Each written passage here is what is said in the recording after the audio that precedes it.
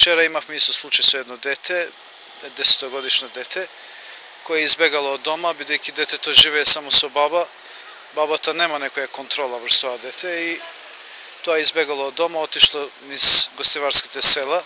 Полицијата го прибра и ја повика нашата служба. Ние детето денеска го процесуиравме, обавивме контакт со бабата која е старател и како дознавме не оди школо, така дека ова дете од идна недела ќе биде вклучено во редовна школска настава во интернатот во Маврово Јанови, со што од мината година до сега со ова дете ќе имаме 12 деца кои сме вклучиле во редовна школска настава, што можам да сметам дека е голем успех со овие скромни услови, иначе со какви услови работиме. И нашата служба и понатаму продолжува да работи во ова насока.